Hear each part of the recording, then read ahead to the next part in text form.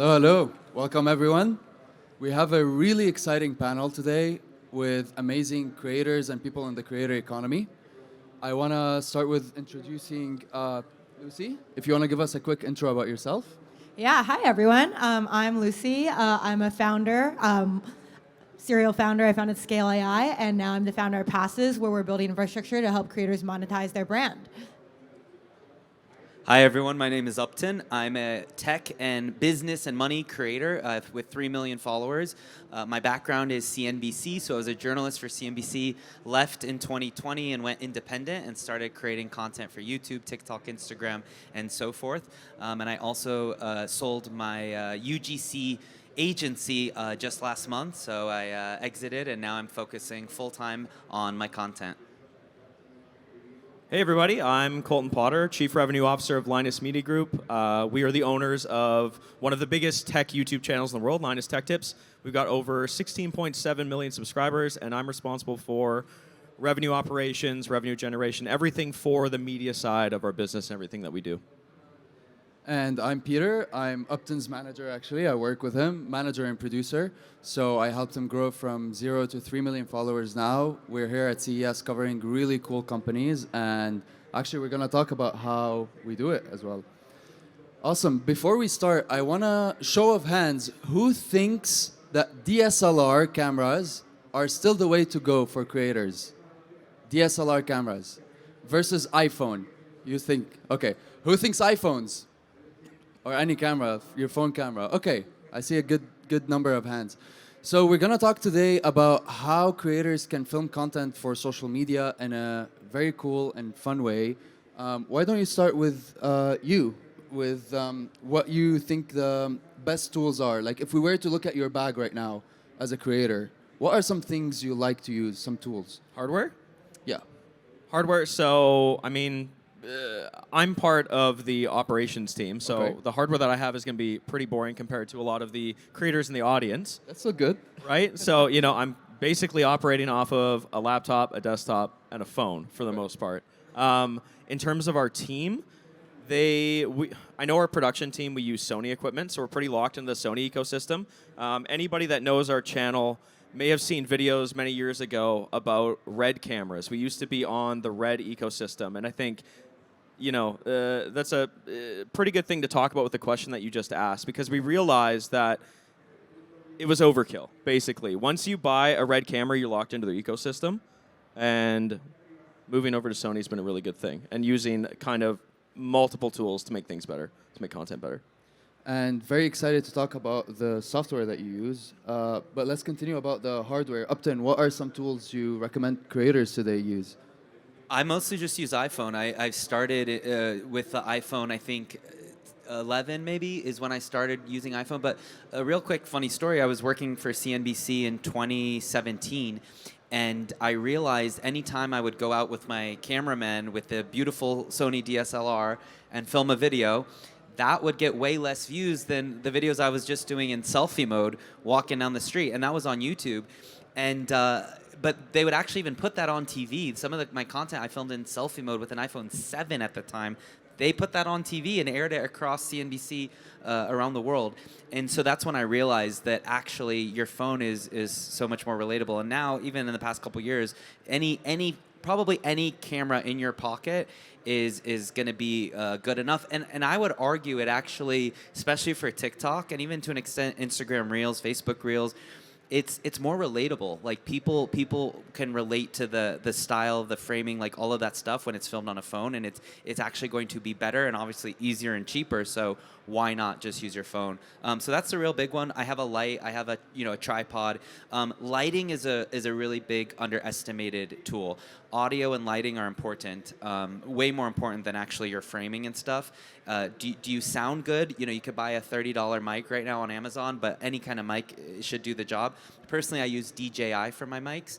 And then a light is really, really powerful in terms of making it look good. Just any kind of light, not a selfie light. Those are not quite as powerful. It's just like kind of a bright light that you can shine on yourself as you're filming. So as we're walking around CES, that's what you'll see me. You'll see me holding a little DJI mic, filming with an iPhone, and then we have a light. What about you, Lucy? Is there something you like to use, whether it's for photos, for videos, on your personal channels? Yeah, I would say I stick with the iPhone. I would agree that lighting is very important. So ring light is incredibly important. I actually do use the portable ones on an iPhone, and then I steal my friends' Octogrips on their phones. So you can just place it on like the side of a car and then be able to really film anything. I will say like just based off of data that we've seen though on passes, I agree that like iPhone selfies because it's more relatable, they perform significantly better than professional photos. Probably like an order of magnitude better, like 10x more from a dollar standpoint when you are selling them to fans. Talking about bags and what producers have in their bags. So my bag is in the back, but if you were to look at mine, it's very simple. Even though we produce videos that gets millions and millions of views, I have my iPhone right here, the same one, the 17 Pro Max. We also have, actually I found it at CES 2 years ago. We were walking during CES Unveiled, if some of you guys went there, and I saw a guy just holding this very cool equipment. It looks like a square and you can put your phone in it and like stabilize it.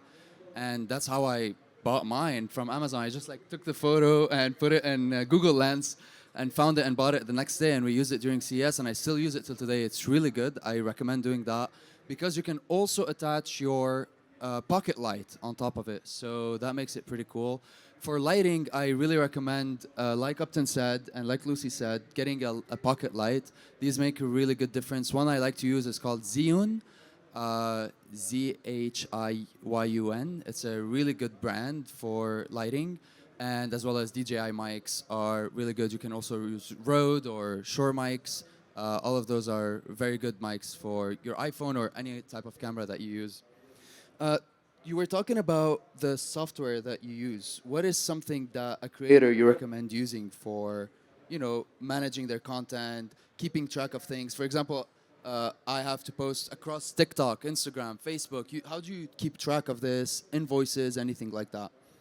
Yeah, so we have dabbled with many, many, many tools. I think if you're a solo creator, really, just use whatever works for you. I know a lot of smaller creators who use Notion. We recently migrated over from Trello, so that's what we used for probably 6 years, I think, and that was with a team of about 30 people managing content for 4 or 5 different YouTube channels. We've since kind of taken that, looked at the needs of the entire business, and we have moved everything over to Airtable. So we started migrating things over there. And if you haven't heard of Airtable, it's pretty modular.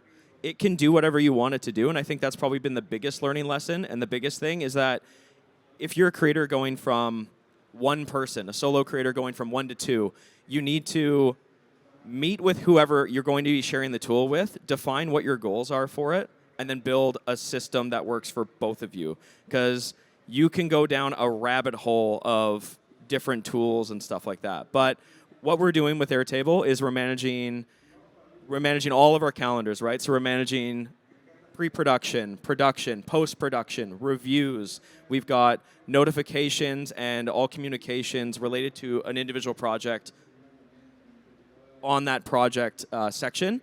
And then we use Microsoft Teams internally and Gmail as well. But everything project-related goes into Airtable, and we track every step of it. I can get more specific, but I don't want to go too... Was there something you saw with maybe smaller creators that once they switched from a specific app into another, they went from being a hobby to a profession? Like you feel like Airtable can help you get more professional, or tools like Airtable? I would say step up. If you aren't using anything right now, you start with something a little bit more lightweight, like a Notion, or I think you were saying you guys use Asana. Asana. Yeah, Asana that's right great. Like keep it lightweight because again, you can over-engineer these things.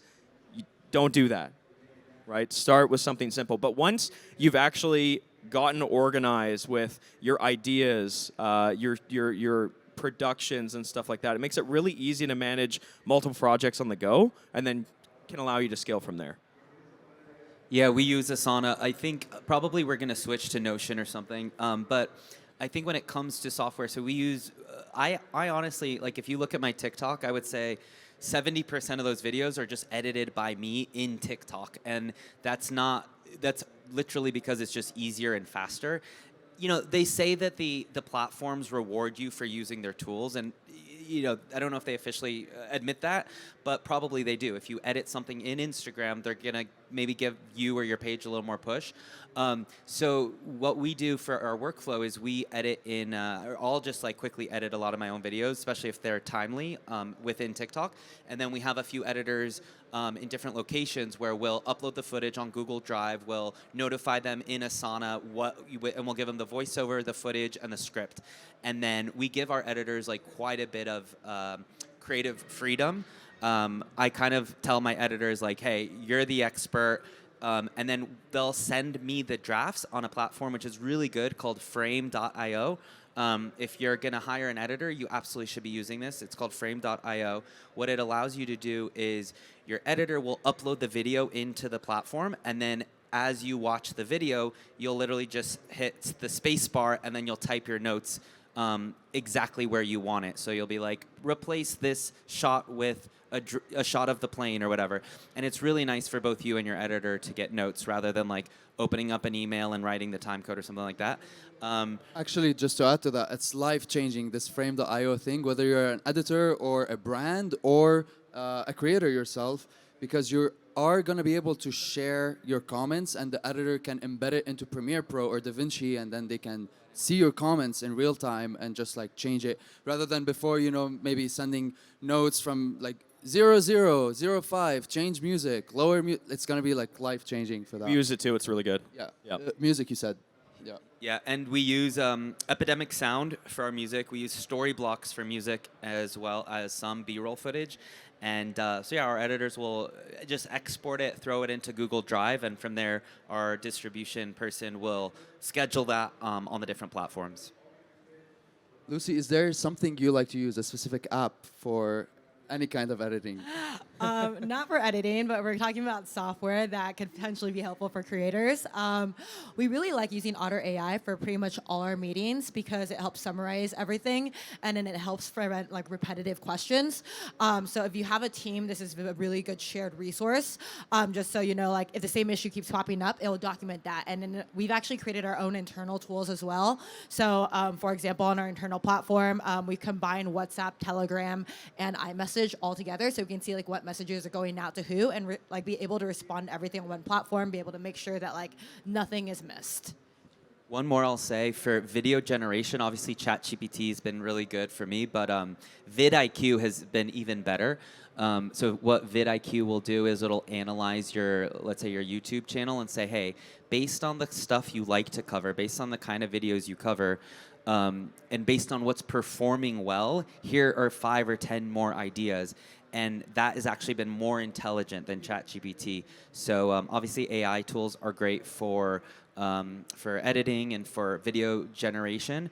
Personally, I haven't, every video you see of mine will be my own voice. I don't use 11 Labs. I don't use any sort of AI features in my face or my voice. I think it's really important to just stay authentic and be human. I think AI is an amazing tool to use on the back end, but at the end of the day, people are drawn to people. They want to connect with you. And so I've seen creators that do their AI avatar and they're flooding their page with 5 videos a day, and it's just the AI self. And yeah, right now you can tell it's AI. Maybe in 6 months you won't. But personally, I'm not a big fan of that. I think it's important to really like maintain your human-to-human connection. That was one of my next questions, how we can limit using AI to stay human but help us. For example, for me, I love using Gemini for anything related to script writing, researching, give me bullet points about this, or summarize this brief, give me the best things about it. What do you think about that? And Lucy, I'm also curious your thoughts, because Uptin, I think you do use AI, but not in terms of generating something that you can do, right? Like your voice, your face, you rather do it on the pre-production side. Is there anything that, even in the software right now with Airtable and all of these things, that help? We definitely have AI automation, like tools, like things that connect and use AI, but I honestly agree with a lot of what you guys are saying. We use Gemini for meeting notes. We use Google Meet for external brand meetings, but our creative team is using AI to, exactly like you said, it's not to replace creativity, but it's to help, kind of workshop something with somebody, right? If they're script writing, it's like, hey, can you give me this stat? Provide sources, blah, blah, blah, blah, blah, and just use it to kind of enhance the content. But We'll also use it for some visual effects in videos, just kind of, to key a background or something like that. But other than that, not a ton. I mean, I would agree. I think AI is your co-pilot. I don't think AI creators are going to become a real thing. Like, they have tried to make it a real thing, right? Tens of millions of dollars have been poured into AI creators, and we got like Lil Michaela and nothing else. I think that it's most useful when it comes to data and teaching creators like, hey, this is when you should post. This piece of content is going to make the most money. We created like a little AI app using data to be able to help creators. Like, they're still creating their own content, but it posts on Snap for them. And when they use the AI app, it like 10x's their amount of views that they get. And I think that's where it's useful, where we need to use it to help us be able to get the most out of our content. But creators should still be creating their own content. Although I will say I disagree with 11 Labs in that, like, I think it's great to be able to like internationalize your content because it's still you, right? But you're able to now reach a wider audience. Yes, we use 11 Labs. We use it not fully at scale because it requires, human intervention, but we do use it periodically for key videos, just for dubbing. How many channels do you have? Like, So our dubbing strategy is kind of split, right? So we're using 11 Labs for Linus Tech Tips for specific videos that we think are going to resonate for a Spanish-speaking audience or Portuguese. I think those are the two languages we have.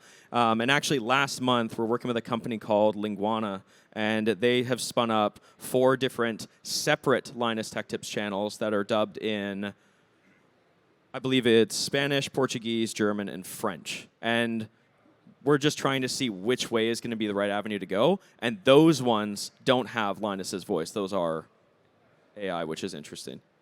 see, I'm pessimistic on like creating a channel in Spanish of your content, only because YouTube and Instagram are now doing this. So like, if you go to my YouTube channel in Spain, by default, not only will you see maybe subtitles in Spanish, but you'll hear AI voiceover in Spanish. And this has all just been rolled out in the past few months. And Instagram's doing the same.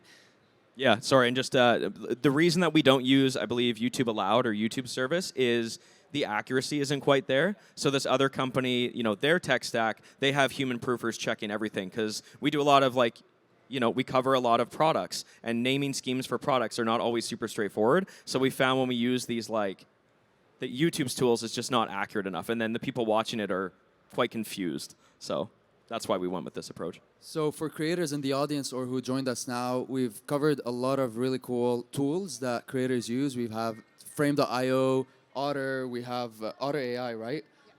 We also have Google Drive for organization, Microsoft Teams, Airtable, Notion. These are all tools that are really good. It really depends on the size of your team that helps you do the content, as well as like what kind of audience you have and content.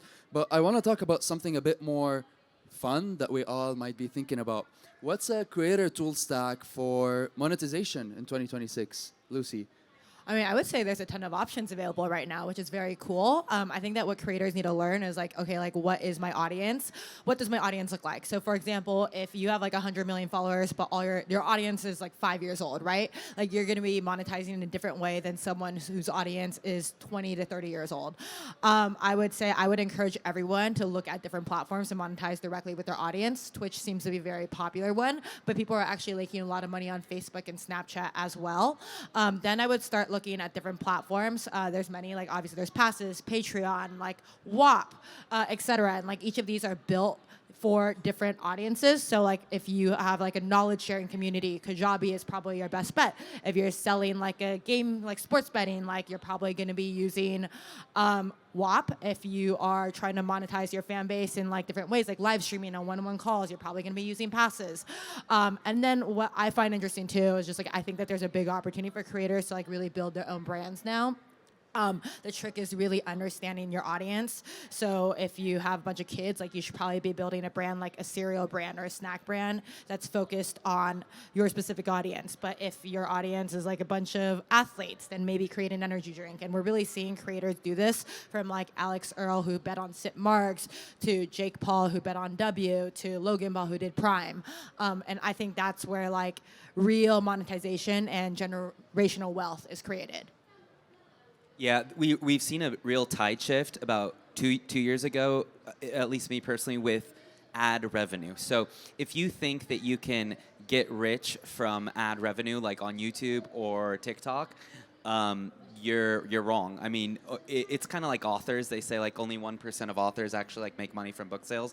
The rest is, whatever else their business model is. And same thing with creators. So I did 405 million views in 2025 across TikTok, YouTube, Facebook, Instagram.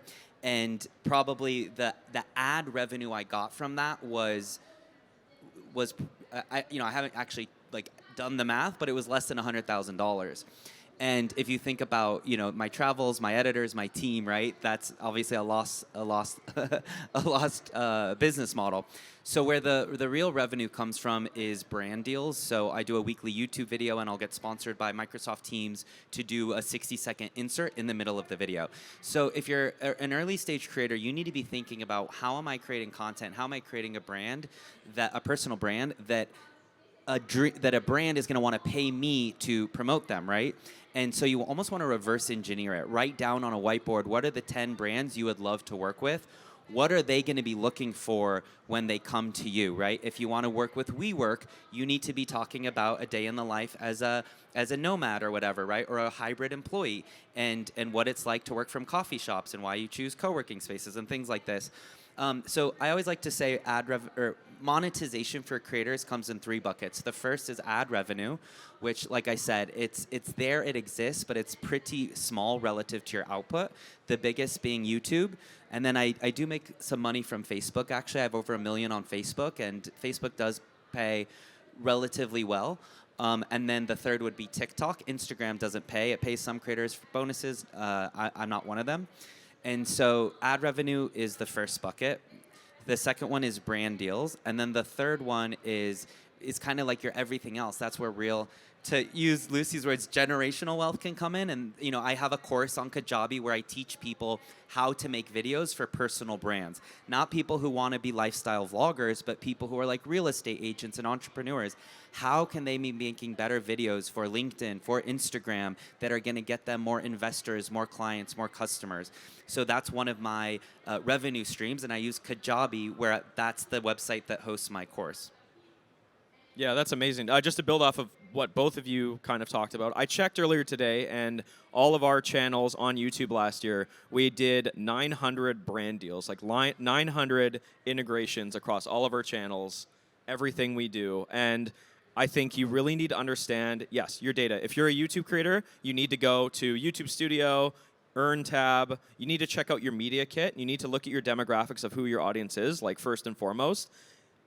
Many creators get to know your audience, live events or talking to them or surveys or anything like that, just to try and better understand them. Then start working with brands, like you said. Write down the top 10 brands that you think you can serve. Look at your content. You could even go to the brand pages and see what other things are they doing with, on their social media pages with other creators. You could even get AI to help you kind of do some of this stuff. You go to ChatGPT and be like, I'm a lifestyle YouTube creator. What brands are sponsoring the space? Give me links. You can kind of do that research and reach out to them.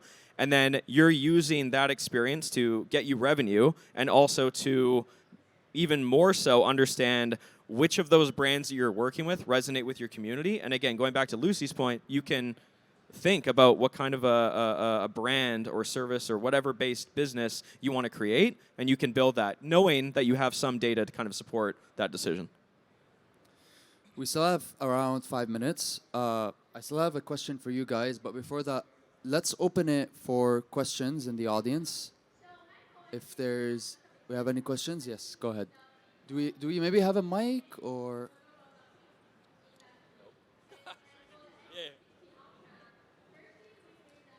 Thank you all for the amazing panel. So I hear a lot of people you've been talking about how to speed up the creation process, but how are you thinking of the creator that actually behind the scene? With the rise of AI, there are more people using AI to make films. So how do you think those people can be creators in the future, and how do you think they can monetize? That's some question I have. Well, I'll just say, I think AI is going to be really good on the back end, but again, at least on social media, I can't speak a lot on film in Hollywood, but on social media, people are drawn to people, right? this is why like I grew way faster as a human with my iPhone than I did with CNBC, which was a global multi-million-dollar brand recognition, right? Because no one joined Instagram to connect with a brand. No one joined Instagram to connect with a news organization. They follow to connect with another human. And so for social media specifically, you need to even like, I'll even film differently now where I'm going out of my way to show I'm human. Like I'm walking down the street in selfie mode more and I'm less in my studio because I need to make sure that like, that you're getting a real human. But when it comes to like film and stuff, I think, personally, I don't think most people care if something is CGI or AI, right? They just care if it's a good story. But social media is different.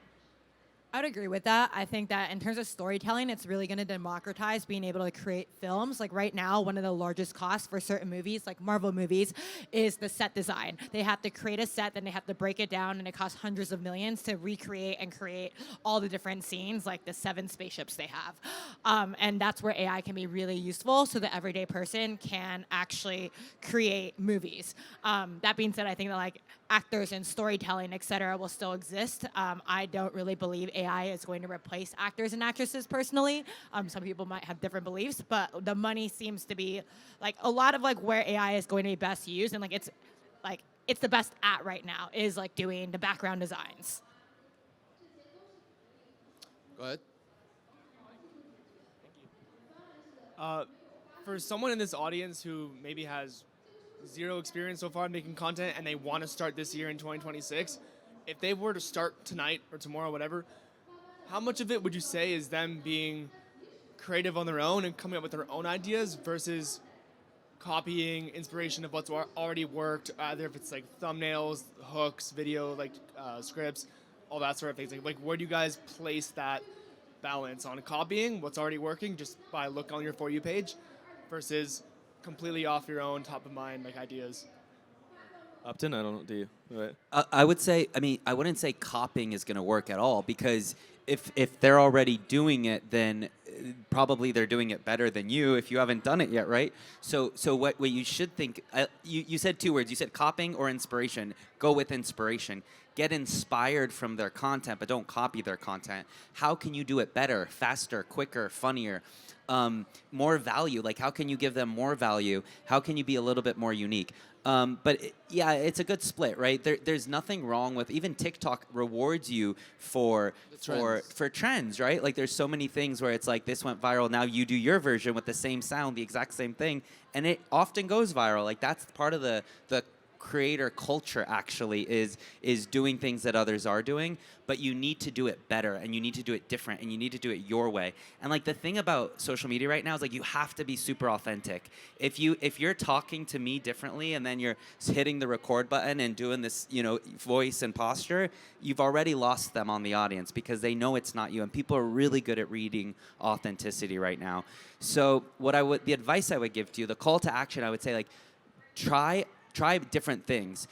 Don't get too formulaic in your style. I meet creators who are like, every Sunday I'm going to go to the podcast studio. I'm going to batch my content, film my 10 videos, post them the week, and then I'll go back every Sunday. No, you got to do some of that, but then talk in your car, talk in the kitchen, talk on the couch, talk on your bed, and make sure that you're giving your audience a variety of different formats and framings and environments. I'm gonna have a different answer for this. If I'm being very, very blunt, if I wanted to gain like 1 million followers in the next few months, what I would personally do is, I don't know if you guys have seen vertical videos, the vertical storytelling videos on TikTok, where they're split into very different, like part 1 through part 10, let's call it. From what I've seen, at least, everyone that does those ends up gaining a ton of followers because it's like follow for the next part, right? And they all are the same script that go very viral. That being said, you may gain 10 million followers, but you're not really going to have any fans. Like no one's going to really care about you. So if you do that, you can gain the followers, but once you have the followers, you actually need to show your personality. And I think that's the difference between like a real influencer versus just someone that has a few million followers. Whereas like, are they talking about you in other places besides your own social media account? Like, do you have subreddits? Do you have Discord channels about you? Do you have Telegram channels about you? Are people staring at your Snapchats and wondering who you're dating? And that comes from like showing your authentic personality. But from like a pure gain follower standpoint, copy like vertical storytelling. Yeah, and then just don't sleep on packaging. Like, do your research. Like, I've seen so many videos where the videos are so good, but the way the title and the thumbnail are, at least on YouTube, it isn't as good as it could be, and then the video kind of gets sandbagged a little bit, right? But I would say, at least speaking to YouTube specifically, discovery on that platform has never been better. Like, it's a great time to try and be a creator. And I'll also say brands. We're working with a lot of brands now. 10 years ago, a brand would just go, I want to sponsor the top 3 tech YouTubers. Cool, sweet. Now it's a lot more nuanced, and there's a lot more budget being put into micro creators and smaller creators across both long form and short form, which is great for anyone trying to get into the space. So the time is over, but I know some of you still have questions. We'll be around here to answer anything else. But with that, thank you so much, everyone, for coming to the Creator Stack, and have a good one. Thanks, everybody.